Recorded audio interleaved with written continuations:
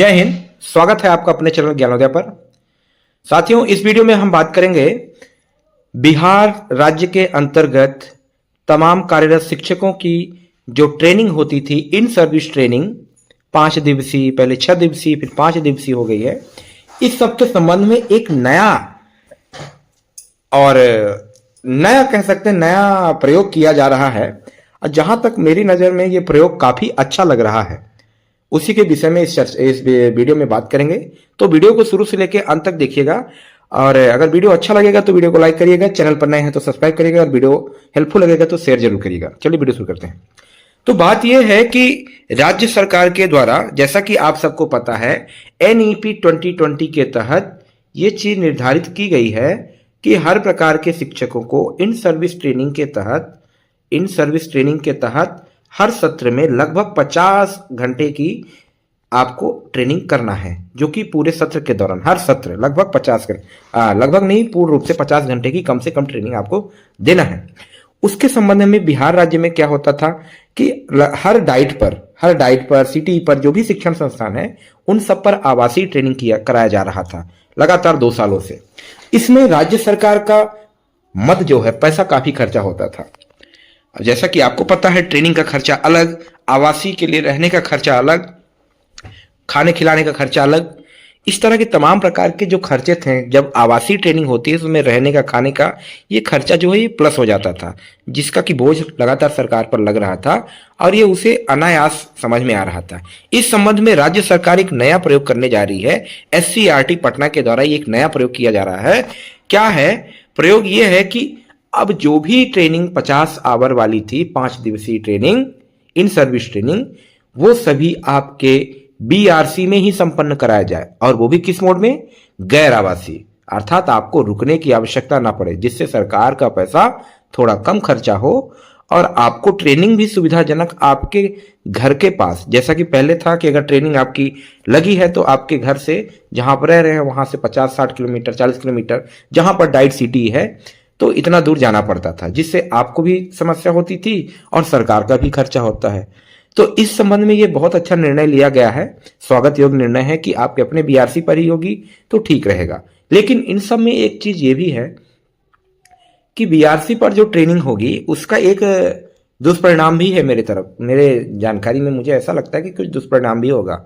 दुष्परिणाम ये है, पहला दुष्परिणाम तो ये कि जो भी शिक्षक ट्रेनिंग लेने जाते थे, डाइट सिटी जहां जहां जाते थे, वहां आवासीय के तौर पर 3 बार उनकी अटेंडेंस लगती थी। अब वो ना चाहते हुए भी उनको रुकना पड़ता था। एनी हाउ आपको ट्रेनिंग करना ही करना है। BRC स्तर पर ट्रेनिंग होगी, भले 3 बार अटेंडेंस लगेगी, लेकिन वो उनके घर के आवास के पास में होगी, जिससे शिक्षकों को आसानी से ट्रेनिंग स्किप करने का मौका मिल जाएगा। तो कुछ शिक्षक भाई ऐसे रहते हैं जो कि ट्रेनिंग से गायब हो सकते हैं। हाँ, और दूसरा यह है कि जो BRC स्तर पर कर्मचारी हैं, उनको भी कुछ न कुछ, समझ रहे हैं, वित्तीय लाभ लेने का फायदा मिल गया है। चलिए, इस संबंध में एक लेटर आया है, उस लेटर को गौर से देखते हैं और वस्तुस्थिति को अच्छे समझते हैं। देखिए, ये एक लेटर निकला है SCERT पटना के द्वारा, और इसमें कहा जा रहा है, सेवा में राज्य परियोजना निदेशक, बिहार शिक्षा परियोजना परिषद, सैदपुर पटना। विषय है राज्य के सरकारी विद्यालय में कार्यरत शिक्षकों के गैर आवासीय प्रशिक्षण हेतु प्रखंड संसाधन केंद्रों को क्रियाशील करने के संबंध में। अब कहते हैं, महाशय, उपर्युक्त विषय के संबंध में निर्देशानुसार अंकित करना है। NEP 2020 के आलोक में राज्य के सरकारी विद्यालय में कार्यरत सभी स्तर के शिक्षकों को सेवाकालीन क्षमता संवर्धन हेतु, जिसे इन सर्विस ट्रेनिंग कहा जाता है, न्यूनतम 50 घंटे का प्रशिक्षण अनिवार्य है। सभी सरकारी अध्यापक प्रशिक्षण संस्थानों में क्रमवार प्रशिक्षण संचालित है। जैसा कि आपको पता है कि लगातार हर महीने, हर सप्ताह इन सर्विस ट्रेनिंग कंटिन्यूअस चालू है। सेवाकालीन प्रशिक्षण का लक्ष्य वित्तीय वर्ष 25-26 में प्राप्त किया जा सके।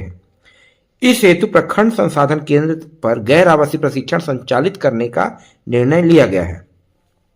उक्त के आलोक में BRC को यथाशीघ्र क्रियाशील करने तथा उससे संबंधित अद्यतन स्थिति विहित प्रपत्र परिषद को उपलब्ध कराया जाए। अर्थात अब आपकी जो बीआरसी है उसको और मॉडर्न किया जाएगा। चूंकि प्रशिक्षण होगा तो प्रशिक्षण के लिए डिजिटल बोर्ड की आवश्यकता होगी, तरह तरह के इक्विपमेंट के, ट्रेनर को लाने की व्यवस्था, हर प्रकार के। अब ट्रेनिंग सेंटर में तो देखते हैं कि तमाम तरह की व्यवस्था होती है, तो वो सारी व्यवस्था बीआरसी स्तर पर किया जाएगा।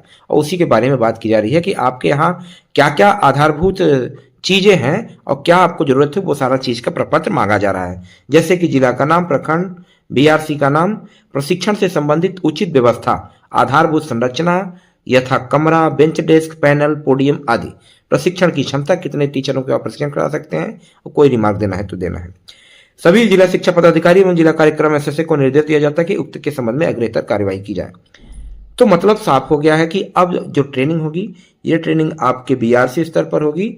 अब बीआरसी को ज्यादा फंड मिलेगा और बीआरसी में पहले आधारभूत संरचना बनाई जाएगी, चाहे वो क्लासरूम की व्यवस्था हो, डिजिटल क्लासरूम होगी जिसमें डिजिटल बोर्ड वगैरह लगेगा, हर तरह की व्यवस्था बनाई जाएगी और सारी व्यवस्था करके अब आपके बीआरसी स्तर पर ही ट्रेनिंग होगी। तो अच्छा रहेगा कि आपके घर के पास होगी, तो आप घर भी आराम से देख सकते हैं, ट्रेनिंग भी देख लेंगे, रुकने की अवस्था नहीं होगी, तो ठीक है। लेकिन इन सर्विस ट्रेनिंग जो आवासीय वाली थी उसमें एक तरह से शिक्षकों को तरोताजगी मिल जाती थी। जब 5-6 दिन वो बीआरसी स्तर पर, अरे माफ कीजिए, डाइट स्तर पर या प्रशिक्षण संस्थानों में रुकते थे, तरह तरह शिक्षकों से मिलते थे, अलग अलग प्रकार की एक्टिविटी होती थी, उससे उनको और संवर्धन मिलता था, जो कि बहुत अच्छा कार्य हो रहा था। लेकिन सरकार और एससीईआरटी थोड़ा मद में कटौती करने के लिए ये बीआरसी पर कर रही है। खैर देखा जाएगा इसका क्या पॉजिटिव क्या निगेटिव आता है भविष्य में।